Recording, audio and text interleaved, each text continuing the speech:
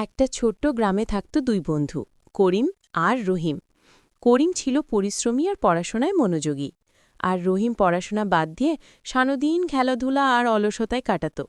একদিন গ্রামে একজন ধনী ব্যবসায়ী এলেন। তিনি ঘোষণা করলেন, যে ছেলে সবচেয়ে ভালোভাবে প্রশ্নের উত্তর দিতে পারবে তাকে তিনি শহরে নিয়ে গিয়ে বড় চাকরি দেবেন। ব্যবসায়ী: শোনো সবাই, আমি কয়েকটা প্রশ্ন করব, যে সঠিক উত্তর দেবে তার ভাগ্য খুলে যাবে। রহিম আত্মবিশ্বাসে: হ্যাঁ, আমি তো বড় শক্তিশালী, চাকরি তো আমিই পাব। ব্যবসায়ী: প্রথম প্রশ্ন, পৃথিবীর সবচেয়ে বড় শক্তি কি?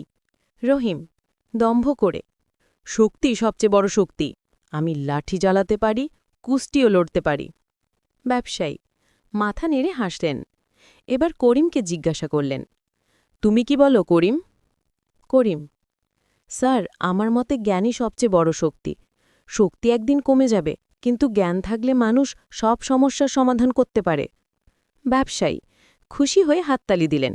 বাহ, একদম ঠিক বলেছ, জ্ঞানই মানুষের আসল শক্তি। আমি তোমাকেই শহরে নিয়ে যাব। ব্যবসায়ী: রহিম তখন খুব লজ্জা পেল। সে বুঝল, শুধু শক্তি দিয়ে নয়, জ্ঞান দিয়েই মানুষ সত্যিকার অর্থে উন্নতি করতে পারে। পরিশ্রম আর জ্ঞান মানুষকে সাফল্যের পথে নিয়ে যায়।